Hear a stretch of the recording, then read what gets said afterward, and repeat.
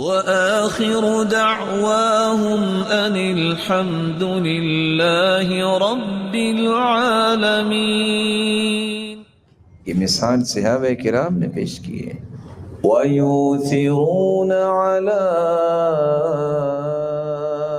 أَنفُسِهِمْ وَلَوْ كَانَ بِهِمْ خَصَاصَةٌ. دوسروں کو ترجیح دینے والے. لا خیر فی من لا یضیف. حدیث کے الفاظ ہے جو مہمان نواز نہیں ہوتا اس میں خیر نام کی کوئی چیز نہیں ہوتی. آج مہمان کو دیکھ کے کچھ لوگ ایسے بھی ہیں جو پریشان ہو جاتے ہیں کہ اب کیا بنے گا، جبکہ صحابہ کا کیا عمل ہے، خیر خواہی کیسی ہے.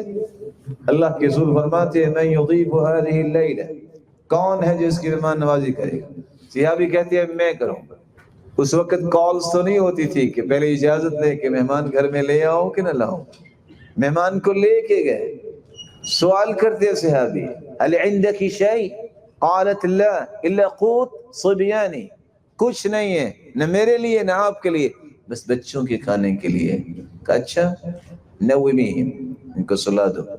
بچوں کو سلا دیا، کھانا رکھا.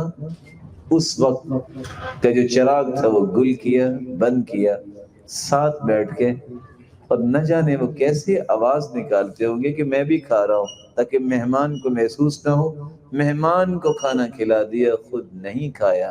صبح اٹھے اللہ کے رسول نے فرمایا اللہ ذوالجلال نے رات کو یہ بات کتنی پسند کی ہے. عجب اللہ من صنیعکما. اور یہ آیت نازل کر دی ہے وَيُؤْثِرُونَ عَلَىٰ أَنفُسِهِمْ وَلَوْ كَانَ بِهِمْ خَصَاصَةٌ. اللہ تعالیٰ ہمارے اندر بھی یہ خیر خواہی پیدا فرما دے.